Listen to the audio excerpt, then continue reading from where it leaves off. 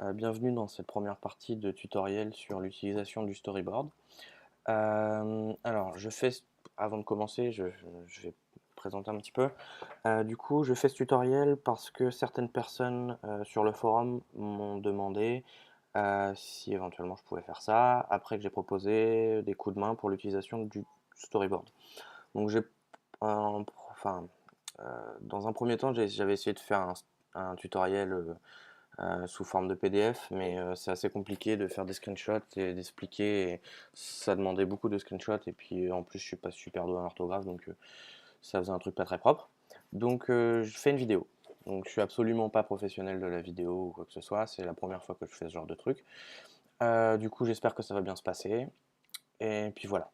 On va commencer tout de suite, et puis on discutera au fur et à mesure. Voilà. Donc, pour le besoin du tutoriel, on va partir sur un nouveau projet. Comme ça, on pourra le complexifier au fur et à mesure. Comme vous le verrez dans le projet, il n'y aura pas beaucoup de code.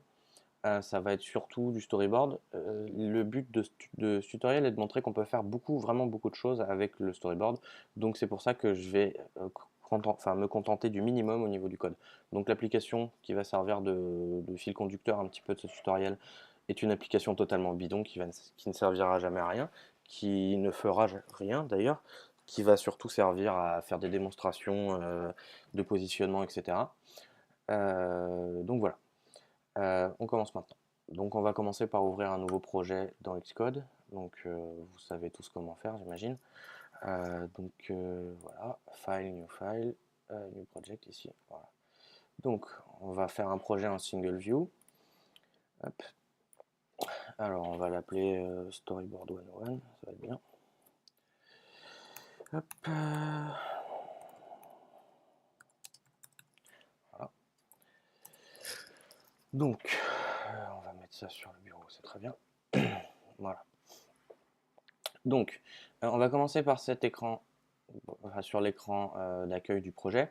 Donc déjà, ici, vous pouvez voir que ici, au niveau du main interface, il y a un storyboard qui est renseigné. Enfin, il y a quelque chose ici.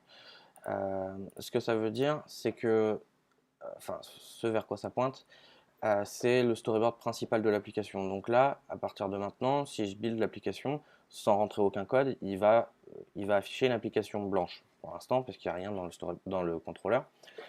Mais il va déjà lancer une application fonctionnelle. Donc ça, j'imagine que vous l'aviez tous déjà vu.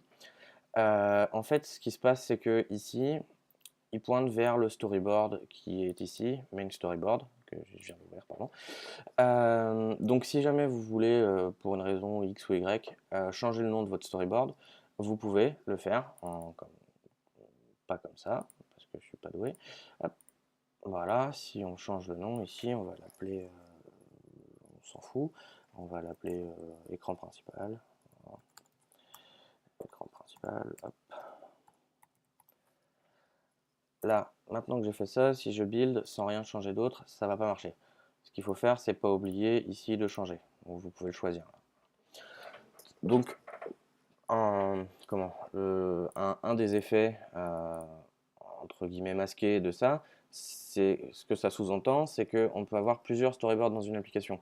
Ce qui peut être conseillé par exemple si vous voulez avoir un projet, un assez gros projet découpé de façon claire de différents modules, par exemple des écrans de configuration, vous pouvez faire un storyboard séparé pour juste les écrans de configuration. Plus tard, un petit peu plus tard dans le tutoriel, je montrerai comment instancier un contrôleur issu d'un storyboard, etc. dans le code.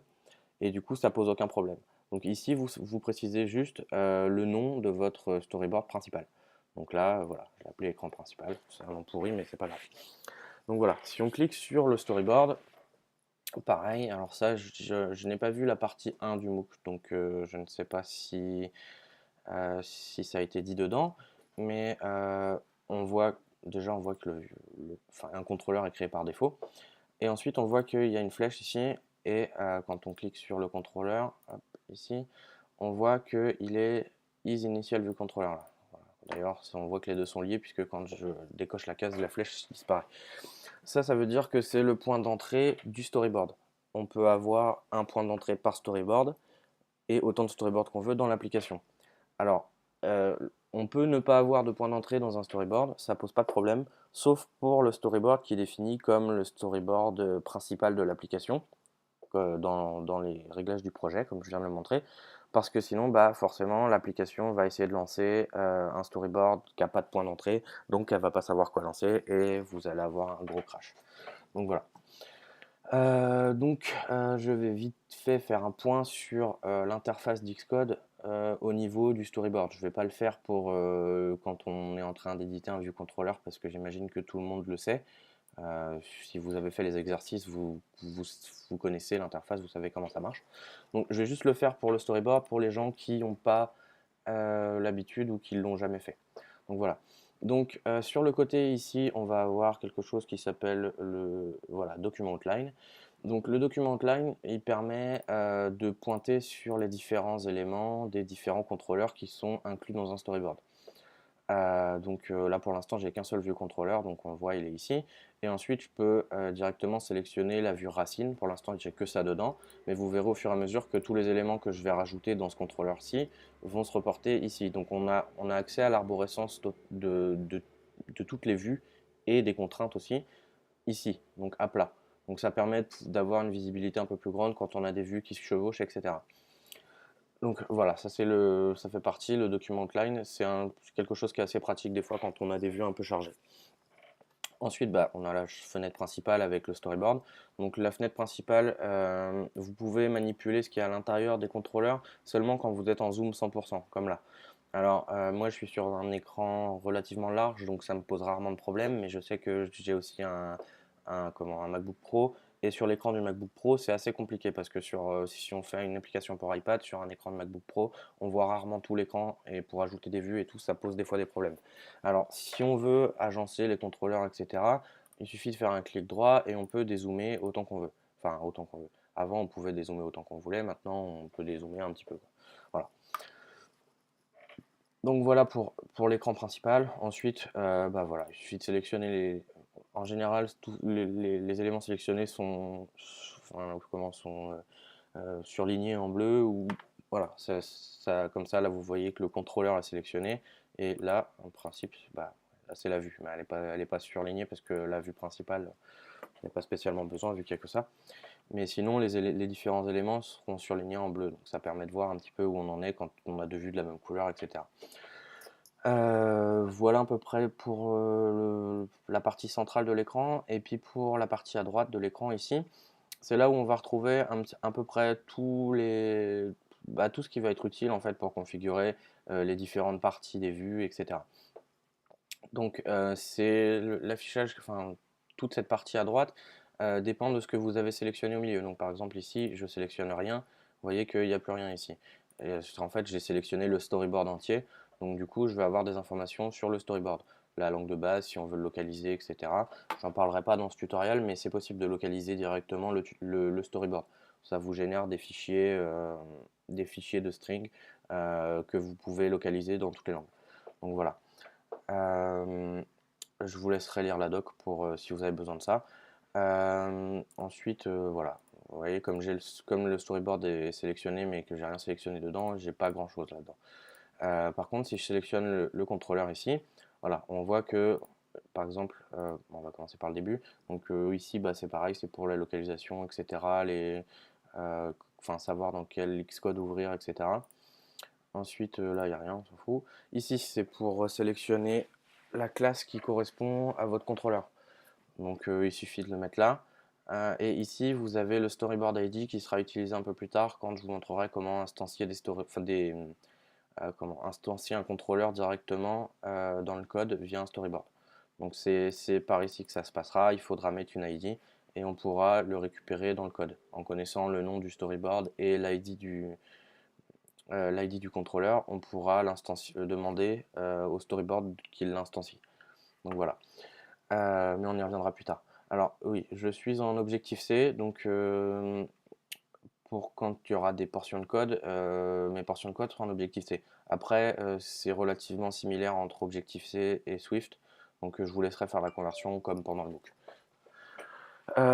Donc ensuite, ici on a l'attribute inspector qui, alors quand on a un contrôleur de sélectionner, permet de changer par exemple la taille qui s'affiche sur l'écran. Donc là, si on veut, vous voyez, on peut prendre la taille d'un iPhone, d'un iPad, etc.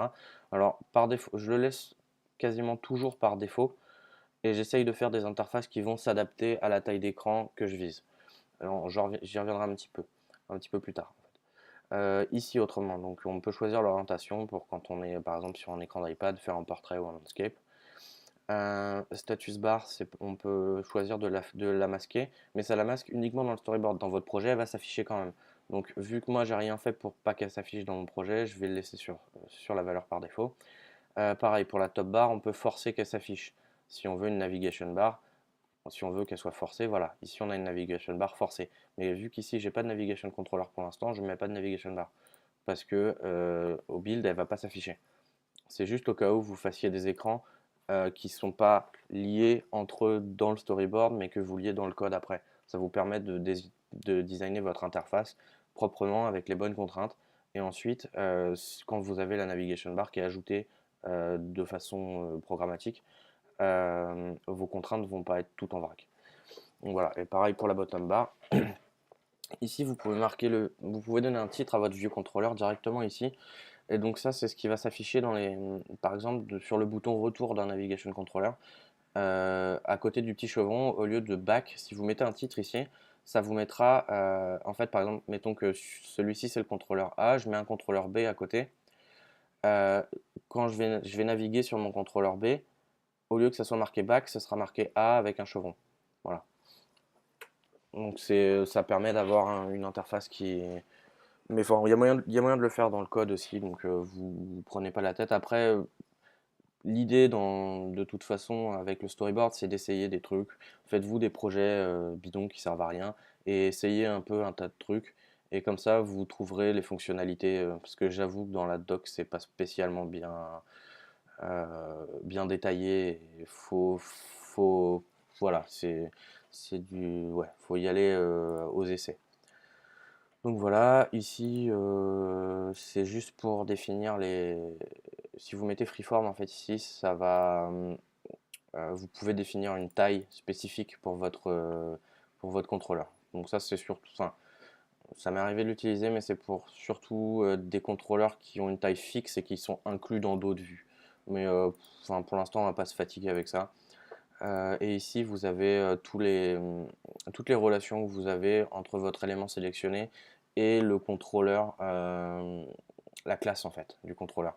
Donc là, par exemple, on voit que la vue, quand je vais dessus, elle est surlignée en bleu sur l'écran. On voit que la vue principale dans mon viewcontroller.m, si je fais self.view, je vais tomber je vais récupérer cette vue qui est ici. Donc voilà. Donc ça, c'était pour les différents éléments qui sont sur le côté. Vous voyez en bas que vous avez une sorte de petite toolbox. Donc ici, c'est je sais plus, Object Library. Donc voilà, c'est celle qui est sélectionnée par défaut. Donc là, vous voyez que vous avez les premiers éléments qui sont dans des petits ronds jaunes. C'est des schémas complets de view controller. Donc par exemple, le view controller classique, le navigation controller, etc. Le tab view controller, table view controller, pardon. Tout ça. Et ensuite, vous avez les éléments d'interface qui sont à insérer directement dans un contrôleur. Donc, par exemple, les labels, les boutons. Si on va plus bas, on a des vues, on a tous les contrôles qui sont natifs dans le SDK. Et vous pouvez, il me semble, ajouter des trucs là-dedans, mais je le fais pas. Je sais pas comment on le fait, il faudra regarder dans la doc. Sinon, les autres, on va pas spécialement s'attarder dessus. C'est là où c'est dans cette petite toolbox que vous avez les code snippets qu'on peut voir dans la démo sur WatchKit, je crois, où Monsieur Cordon utilise des snippets de code pour aller plus vite, ou dans la démo pour le bridge avec Objective-C et Switch et Swift, pardon. J'ai du mal à parler aujourd'hui. Donc voilà. Voilà à peu près l'interface de Xcode. Et je finis par un des trucs qui va être le plus important, on va dire. C'est ici, en fait, en bas de l'écran. C'est ce qui permet de choisir les size class pour lesquels vous faites votre interface. Donc par défaut, vous commencez sur Any, donc ça veut dire toutes les tailles d'écran en landscape et en portrait, peu importe. Et en fait, ici, vous allez pouvoir choisir si vous voulez faire votre interface, enfin définir votre interface pour, mettons, un écran d'iPhone en landscape ou alors un écran d'iPhone en portrait ou un écran d'iPad. Comme ça vous permet d'avoir dans le même storyboard, de définir différents interfaces, enfin, un interface commun pour différents appareils qui va s'adapter différemment. Je reviendrai un peu plus en détail là-dessus plus tard. Pour l'instant, on va commencer par le début. On va faire quelque chose de relativement simple. On va juste placer quelques vues et avec ces quelques vues, on va leur mettre des contraintes pour qu'elles s'affichent à peu près pareil sur tous les terminaux. Donc c'est pour ça que je vais rester en any pour l'instant et plus tard on verra les différentes autres size classes qu'on peut utiliser directement dans le storyboard. Donc là, comme vous avez vu, je pense dans cette première partie complète du tutoriel, on va pas mettre une seule ligne de code. On va absolument rien toucher. Donc si vous voulez, juste avant de commencer à mettre des trucs dans le storyboard pour vous montrer, dans mon app delegate, il n'y a absolument rien, que du code auto-généré et qui fait rien pour l'instant, à part retourner yes ici. Et dans mon view controller, il n'y a absolument rien. D'ailleurs, je peux même dégager tout ça. Donc voilà. Donc pour vous dire que je n'ai pas ajouté une bribe de code. D'accord. Donc voilà.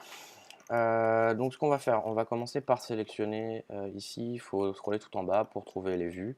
Donc on va juste rajouter pour l'instant des vues, toutes bateau. Donc si j'arrive à les trouver un jour, voilà. Alors, donc on va rajouter une vue. Donc comme vous voyez, la vue dans laquelle vous insérez votre élément se surligne en bleu. Donc là par exemple c'est la vue principale de mon contrôleur. Alors je vais vous montrer un truc tout de suite, comme ça si jamais ça arrive à quelqu'un, vous saurez pourquoi. Si par exemple vous vous mettez en zoom 25% ou même 50%, comme ça c'est moins petit, hop, et que vous attrapez un élément comme ça, que vous essayez de le glisser dans un contrôleur ou quelque part, ça va pas marcher. Pourquoi? Parce qu'il faut que vous soyez en 100%, vous voyez, ça n'a rien fait. Il faut absolument être en 100%. Donc le double-clic sert à passer des deux derniers zooms utilisés rapidement. Donc voilà, ici je suis en zoom 100%, du coup je peux ajouter des éléments dans mon contrôleur. Donc là on voit bien. Alors vous voyez les petites lignes bleues en pointillés qui se mettent là, c'est Xcode qui rajoute ça automatiquement. En gros c'est les marges standards. Donc là par exemple on voit je suis collé en haut, je suis collé à la status bar. Si je descends un petit peu, il me met la marge standard entre deux éléments. Et sur le côté, c'est pareil. Vous voyez, ici, j'ai la première marge qui est là, donc qui doit correspondre à, il me semble, c'est 16 points entre le bord de l'écran, parce que c'est conseillé dans les guidelines de ne pas coller de vue ou de trucs au bord de l'écran. Parce que sinon, les gens avec leurs gros doigts, ils peuvent pas forcément toujours toucher le bord. S'il suffit d'avoir une coque ou un truc, et si vous mettez un bouton pile dans le coin, ça arrive que les gens ils râlent parce qu'ils n'arrivent pas à y toucher. Donc voilà. Donc comme vous voyez, c'est plutôt simple. Il suffit de faire un drag and drop et de poser son élément où on veut. Hop. Donc là, ma vue par défaut, elle prend toute la place. Donc je vais la décaler un petit peu. Je vais prendre. Voilà. Il suffit d'attraper les poignées dans les coins. Ah, merde, j'ai pas attrapé la poignée dans les coins. Donc je fais n'importe quoi. Voilà. Ici, j'attrape la poignée dans les coins. Et vous voyez, il suffit de la redimensionner de façon classique. Ensuite, on peut la recaler comme il faut ici. Alors, je vais lui donner une petite couleur parce que blanc, on ne la voit pas. Je vais la mettre en rouge. Voilà. Donc là, j'ai rajouté une vue. Donc, en général, on se sert un peu des guidelines enfin des guides ici pour placer ces vues plus proprement. Vous voyez, ici, je vais faire un.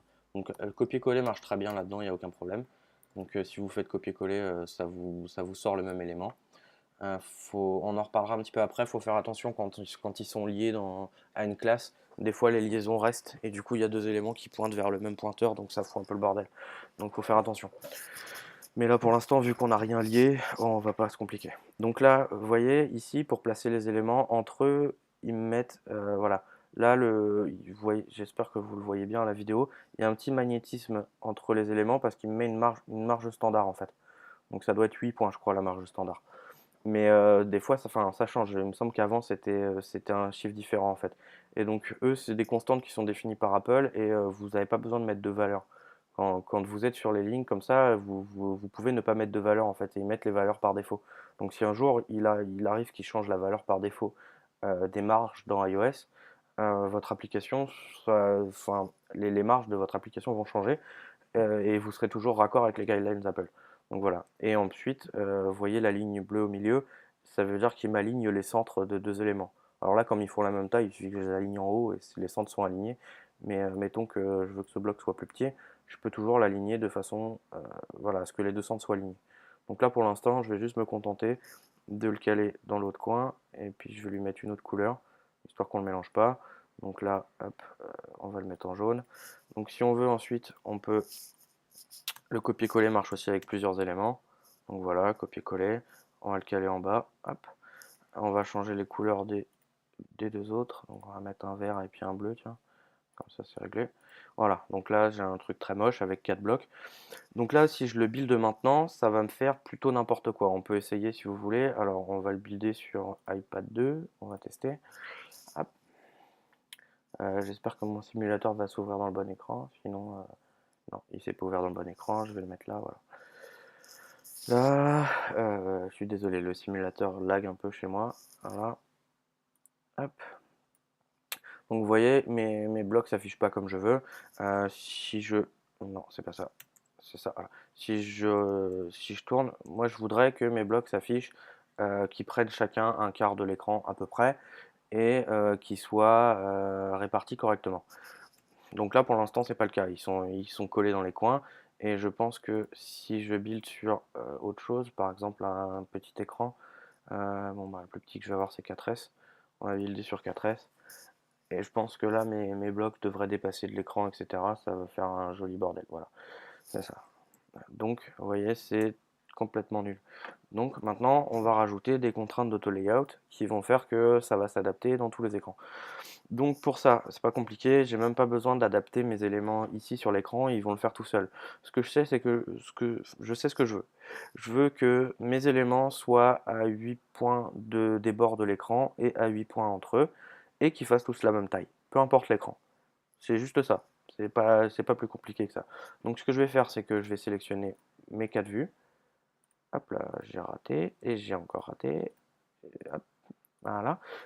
Voilà, je tiens, je vous fais remarquer juste rapidement que, vous voyez, mes 4 vues sont bien présentes dans mon document outline. Et à chaque fois que j'en rajoute, je peux en rajouter. Et si je veux, juste, je peux les renommer. Donc par exemple, celle-ci, je peux l'appeler rouge. Comme ça, je la retrouve facilement dans mon document outline. Même si j'ai 1 million de vues, j'ai pas de problème. J'ai juste à retrouver, je sais comment je l'ai appelé, je peux la retrouver facilement. Et je peux aussi les sélectionner là-dedans. Voilà. Donc là, je les ai toutes sélectionnées. Ensuite, on va cliquer ici en bas sur des éléments que j'ai pas présentés. Donc là, vous voyez vous voyez trois petits boutons. Donc là, on va avoir le premier qui va permettre de gérer les alignements. Ici, on va avoir le pin qui va permettre de gérer les marges, en fait, de donner des valeurs aux marges, à la hauteur, à la largeur, etc. Et ensuite, on va avoir cet élément-là sur voilà, qui permet de fixer les problèmes d'auto-layout en général. Donc, la différence entre celui-ci et celui-là, donc l'alignement et puis le pin, c'est que le pin permet de mettre des valeurs en dur sur des contraintes liées directement à la vue. Alors que le align permet de donner des comportements relatifs à la supervue, par exemple. Alors après, c'est pas vrai pour tout, mais en gros, c'est ça la différence. Donc voilà, donc là, je vais cliquer sur Pin pour commencer, donc celle du milieu. Hop. Et donc, ça m'affiche un petit pop-up ici. Donc voilà, dans ce pop-up, on remarque qu'il y a en gros deux parties différentes. Donc la première partie en haut, c'est celle qui permet de mettre les marges. Ici, vous voyez, il n'y a pas de valeur par défaut parce que j'ai plusieurs vues. Si je sélectionne qu'une seule vue, hop, je fais sélectionner que celle-ci, vous voyez qu'il y a déjà des valeurs. C'est les valeurs qui sont présentes sur l'écran. Donc là, par exemple, il est 0 et 0. Donc il y a la petite boîte qui est cochée ici, ça veut dire qu'il est à 0 pixel, enfin à 0 point de la marge supérieure et à 0 point de la marge de gauche. Ouais, en haut et à gauche, et après il est à 136 points de l'élément en dessous de lui, donc du bloc vert, et il est à 110 points du bloc jaune. Voilà, donc moi c'est pas ce que je veux. Euh, mais voilà, vous voyez là j'ai qu'un seul élément, donc il me met les valeurs. Si éventuellement tous mes éléments avaient les mêmes valeurs, il m'aurait pré-rempli aussi. Mais vu que mes 4 éléments ont des valeurs différentes, il me pré-remplit rien. il met multiple à la place. Mais c'est pas grave puisque de toute façon je vais mettre les valeurs moi-même. Donc pour reprendre cette petite partie, donc là oui, il y a la petite checkbox qui veut dire que euh, en fait les valeurs que je vais mettre là vont être par rapport aux marges préétablies, donc aux petits guides bleus qui se sont affichés tout à l'heure. Donc si je la décoche, c'est par rapport au bord de la vue, de la super vue en fait. Donc là pour l'instant c'est la vue principale de l'application. Donc moi je vais le décocher pour l'instant parce que je veux que ça soit à 8 points du haut et du bord. Donc ensuite, c'est pas compliqué. Ici, vous avez une case par côté. Voilà, donc c'est toujours des carrés que vous mettez ou des rectangles. Donc vous avez une case par côté et c'est en rapport. Enfin, les valeurs que vous mettez sont en rapport avec l'élément le plus proche. Donc s'il n'y a pas d'élément, s'il n'y a pas d'autre élément au même niveau, ça va être la super vue. Et s'il y a un autre élément au même niveau qui est en face, ça va être cet élément-là. Donc là, par exemple, le rouge, il match avec le vert et avec le jaune. Euh, donc voilà, ici c'est la première partie. Dans la deuxième partie, vous avez les petites checkbox. Donc ça c'est pour spécifier en fait une largeur, une hauteur fixe. Donc ici vous pouvez mettre des valeurs fixes. Alors, à part dans certains cas, je ne le conseille pas moi, de mettre des valeurs fixes. Le mieux c'est d'avoir des valeurs qui sont relatives à votre écran. Donc en règle générale, je les utilise pas trop, à part dans certains cas que je vous montrerai un peu plus tard. Sinon, vous pouvez faire, ici vous avez des comparateurs en fait qui vous permettent que, par exemple là j'ai sélectionné plusieurs vues, et ben je veux qu'elles aient toute la même largeur et toute la même hauteur. Je clique ces boutons et du coup elles auront, enfin l'auto layout va faire en sorte qu'elles aient toute la même largeur et toute la même hauteur. Et enfin l'aspect ratio, ça veut dire que si vous cochez cette case, votre vue tentera au maximum tout le temps de conserver l'aspect qu'elle a là. Donc par exemple, si je divise la hauteur de moitié et que je mets un aspect ratio là de 1, enfin de 1 ou je sais pas exactement de combien il va être là, mais si juste je sélectionne ce petit bouton là, euh, et qu'après je réduis la taille de ma vue rouge, là par exemple ça a juste sa hauteur, il devrait m'adapter sa largeur en fonction pour qu'elle garde les mêmes proportions. Et donc après, ça, vous pouvez définir la valeur du ratio. Donc par exemple, si vous voulez avoir une vue qui fait qui soit toujours un rectangle de, je sais pas, 2 sur 3, qui garde toujours cette proportion-là, vous pouvez définir un aspect ratio entre la hauteur et la largeur de votre vue, qui va être de 2 sur 3. Comme ça, vous êtes tranquille. Et là, après, vous avez une fonction d'alignement où vous pouvez choisir où vous voulez aligner. Donc voilà, là pour l'instant, et puis là vous avez un truc pour mettre les frames à jour, enfin pour mettre vos vues directement dans le storyboard à jour, directement quand vous allez, enfin, qu'il applique en fait directement vos contraintes. Alors pour l'instant on va pas le faire parce que je vais faire qu'une partie des contraintes, sinon il va complètement me péter mes vues. Donc ce que je vais faire c'est que je vais lui mettre ici des valeurs, donc 8, 8, 8 et 8. Donc là, ça veut dire que toutes mes vues vont être à 8 points de l'élément le plus proche. Donc là, si je fais juste ça, vous voyez, donc là, il n'est pas content parce qu'il me met des gros warnings et tout.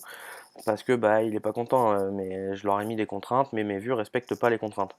Donc ce que je peux faire, c'est, alors, on peut cliquer là-dessus pour voir exactement pourquoi il gueule. Donc là, il me dit, voilà, il a besoin de, enfin, déjà, il manque des contraintes, et en plus de ça, il n'est pas content parce que ils sont pas bons. D'accord? Donc là, il me dit, ici, donc là, les warnings là, ils vont empêcher de compiler. Ceux-là, ils vont pas empêcher de compiler, mais il vous prévient que votre vue s'affichera pas comme ça. Donc, ce qu'il me dit, c'est que, voilà, la vue rouge, par exemple, X devrait être à 8, Y à 28, et sa taille devrait être à 0 et à 0. Parce que là, il me dit, bah oui, si je respecte juste les contraintes que tu m'as données là, c'est pas suffisant pour moi pour placer tout comme il faut.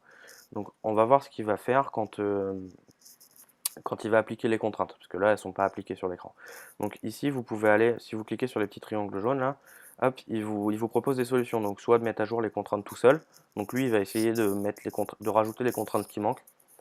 Reset to suggest constraints, c'est il va virer vos contraintes et puis il va mettre les siennes pour que votre écran, enfin votre interface s'affiche toujours comme ça.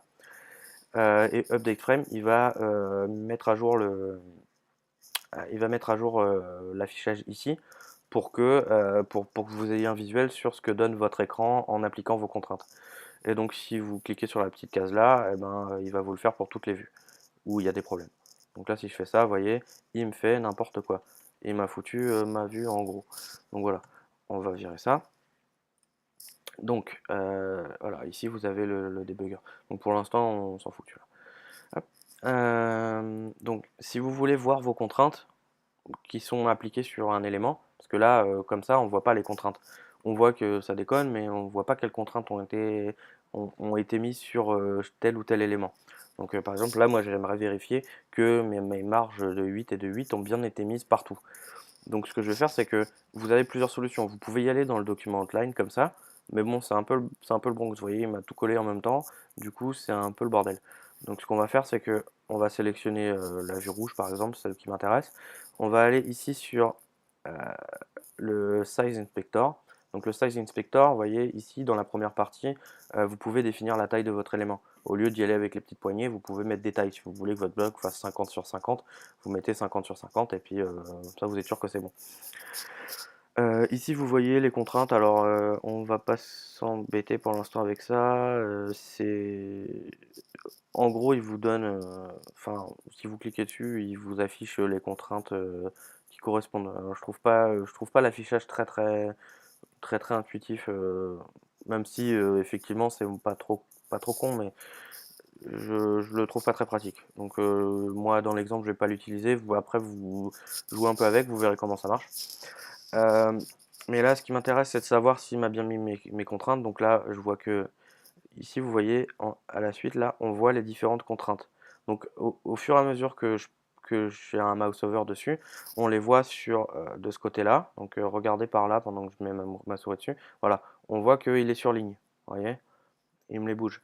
Donc en fait, elles sont faciles à identifier. Donc le leading space, c'est l'espace de gauche. Le trailing space, c'est l'espace de droite. Le top space, c'est en haut. Et le bottom space, c'est en bas. Donc jusque-là, je vois qu'il m'a mis mes contraintes, qu'il n'est pas content parce que... d'accord, j'ai compris pourquoi il n'est pas content. C'est parce que ma vue là, en fait, elle est censée avoir... comment? Vous voyez ici, bottom space to view. View, c'est la super vue, en fait. Donc cette vue-là, ces contraintes, elles ont été définies pas par rapport aux vues voisines, mais par rapport à la super vue. Donc ça a déconné. Hop. Si je clique deux fois dessus, hop, en principe, il me la montre. Voilà. Donc là, il me dit, le first item, c'est view top. Après, c'est du VFL. Si vous avez suivi la première partie du cours, vous ne devez pas être perdu. C'est le Visual Format Language. C'est comme ça qu'elles sont écrites, les contraintes. Donc vous retrouvez exactement tous les éléments du VFL. D'accord? Donc, on voit le premier élément, le deuxième élément. Donc là, on voit que ma vue qui s'appelle rouge, le bas de la vue, la relation est entre le bas de cette vue-là et le haut de cette vue ici. Bah, donc c'est bon, il a bien choisi la verte. Donc là, je vois que la relation est bonne, je vois que la valeur de la constante est bonne. Je lui ai bien dit 8. Donc la priorité et le multiplayer, on y reviendra après. Mais pour l'instant, je vois que ma contrainte est bonne, donc je sais pas pourquoi il est pas content. Des fois, juste un petit peu tirer les vues comme ça pour qu'elles soient à peu près comme il faut. Et il arrête de rouspéter. Voilà, hop. Si on les met comme ça, elles sont toutes côte à côte. Et ensuite, si on va, alors ici, dans le petit triangle avec les deux côtés là, le Resolve Auto Layout Issue, vous pouvez supprimer les contraintes ou alors lui demander de mettre à jour votre écran. Donc là par exemple, vous avez deux fois comment, deux fois les mêmes fonctions, mais la première fois c'est pour la vue qui est sélectionnée, donc là par exemple la jaune, et la deuxième fois c'est pour toutes les vues dans le view controller. Et vous voyez, vous pouvez faire update frame, vous pouvez mettre à jour les contraintes, vous pouvez lui demander d'ajouter des contraintes pour qu'il n'y ait plus de problème. Comme quand on va sur la résolution de problème dans les petits triangles ici. Et vous pouvez enfin lui demander de virer toutes les contraintes. Donc là, virer les contraintes de cette vue ou alors virer toutes les contraintes. Donc ça, quand on a fait n'importe quoi, c'est plutôt pas mal parce qu'il suffit de virer toutes les contraintes dans la vue, dans le contrôleur en entier, et comme ça, on est tranquille. Après, on peut repartir sur un truc propre. Donc voilà, donc là je vais lui demander de mettre à jour toutes mes vues, mais il n'est pas content parce que Je leur ai pas donné de taille minimum, du coup il est pas content. Hop, on va annuler ça. Donc ce qu'on va faire, c'est que... Ah oui, je sais pourquoi il est pas content. Parce que je leur ai pas dit que je voulais qu'elles aient toutes les quatre la même taille en fait. Donc pour l'instant, lui, il adapte la première dans l'ordre qui vient. Il essaye de la mettre, enfin, de faire en sorte qu'elle prenne le plus de place. C'est pour ça qu'il est pas content. Il me dit que, hop, alors voilà, il me dit que ici, il manque une contrainte, soit pour une contrainte pour x, ou alors une contrainte pour la largeur. Et pour toutes les vues, il me le dit en fait. Les vues ont besoin de largeur, sinon elles vont prendre soit le minimum de place possible, donc 0, 0, soit le maximum de place, suivant comment il interprète les contraintes et dans quel ordre. Donc ce que je vais faire, c'est que j'ai sélectionné les quatre vues, et si je retourne dans mon petit bidule là, hop, dans le pin, et je vais dire equal 8, equal 8, voilà, ou dans l'autre sens, donc je les ajoute. Donc il les a ajoutées pour toutes, et maintenant si je vais mettre à jour toutes mes frames, voilà, vous voyez. Et là, ça pose pas de problème. Là, si je build ça sur un iPhone, mes blocs, ils vont bien s'afficher de cette façon-là. Alors effectivement, ils sont plus carrés. J'ai plus mon ratio. Si j'avais voulu conserver mon ratio, il aurait fallu que je fasse les choses différemment. Mais là, vous voyez, mes blocs s'affichent correctement. Et en cas de rotation de l'écran, mes blocs s'affichent toujours correctement. Il n'y a pas de problème. Et si là, je veux aller voir sur un iPad, je vais aller sur un iPad 2. Hop. Alors ça va mettre encore une fois de temps, non, c'est bon. Voilà. Et sur un iPad 2, c'est pareil. Donc voilà, les blocs, je leur ai dit juste. En fait, il fait en fonction de ce que vous lui donnez. Et après, plus vous voulez des trucs précis, plus ça va être à vous de réfléchir à dans quel sens vous voulez mettre vos contraintes. Euh, Ce que je veux dire, c'est que on peut quasiment tout faire en fait. Quand on y réfléchit suffisamment, on peut quasiment tout faire. Là, pour l'instant, j'ai fait un truc très très simple et très très con et très très moche aussi. Mais on peut faire des trucs vachement, on peut faire des interfaces vachement designées sans aucun problème en fait. À partir du moment où on y va étape par étape, qu'on définit, en fait ce qu'il faut faire c'est définir de façon séquentielle euh, des priorités pour chaque élément. Donc par exemple si on a une barre d'outils qui doit se trouver en haut systématiquement, et ben on peut la caler directement en haut pour tout le temps. Et ensuite, on fait en sorte que les autres éléments de la page s'adaptent à la place qui reste. Et donc, quand on va faire une rotation ou quand on va changer d'appareil, on sait que notre barre elle va être tout le temps fixée en haut et que la suite, comme ce que vous feriez en faisant tout de façon programmatique, sauf que là, j'ai pas tapé une seule ligne de code et mis à part le fait que je cause beaucoup, ça m'a pris 1 minute 12 quoi.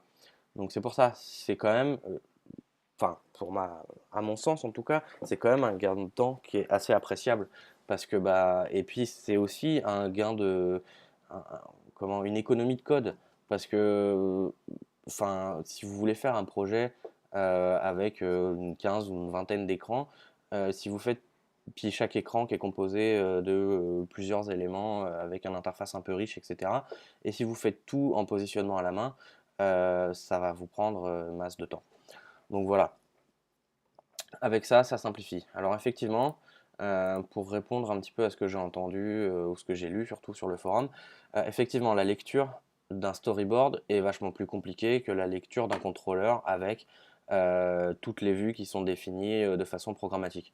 Je suis totalement d'accord avec ça. Mais une fois qu'on a compris comment fonctionnaient les éléments, on peut se débrouiller à arriver à lire facilement le storyboard. Enfin, un peu plus facilement que ce qu'il y paraît. Par exemple, là, voilà, si une fois qu'on sait que toutes mes contraintes pour cet élément vont se retrouver là-dedans, bah, je sais que le bloc rouge, eh ben, il est bloqué à gauche par 8, qu'il est bloqué à droite par 8, qu'il est bloqué en haut et en bas par 8, et qu'il a il a la même, enfin, comment, il a une largeur et une hauteur égale à tel ou tel bloc. Vous voyez, ça se, alors là, par exemple, la hauteur c'est par rapport au bloc bleu et la largeur c'est par rapport au bloc vert.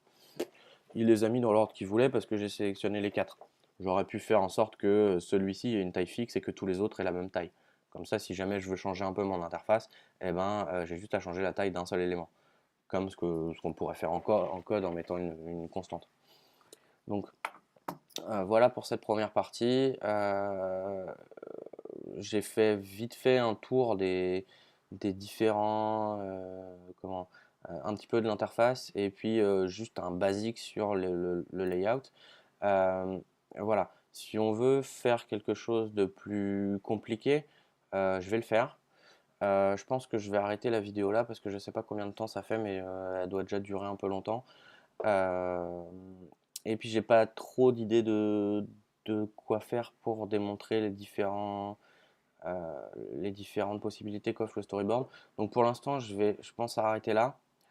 Je vais publier celle-ci, je vais voir les retours, et puis si je vois qu'il y a des gens qui sont intéressés pour un peu plus de détails, je fais une vidéo supplémentaire. Donc laissez-moi vos commentaires dans le forum. Je vais publier la vidéo dans le forum. Donc laissez-moi vos commentaires dans le forum.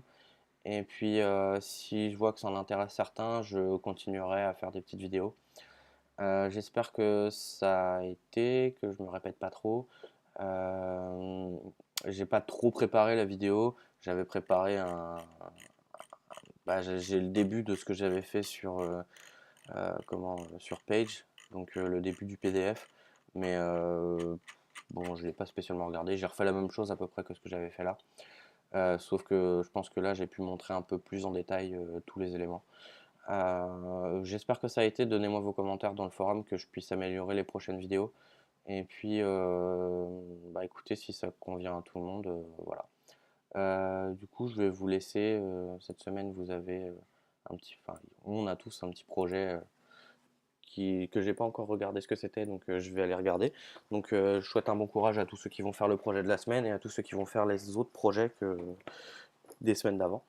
Et puis, oui, juste un petit conseil entre deux vidéos. Si vous voulez un petit peu vous amuser avec le storyboard, honnêtement, faites-vous un projet qui sert à rien et puis tentez des trucs. C'est pas si compliqué que ça. Ça prend de la pratique. Mais bon, c'est à peu près comme tout. C'est comme Xcode. Au début, Xcode, on s'y perd vachement vite parce qu'il y a plein de boutons partout. Et au final, une fois qu'on a pratiqué un petit peu, bah, ça se passe plutôt bien. Donc voilà. Sur ce, je vous dis à plus tard et puis bon courage pour les projets et puis voilà.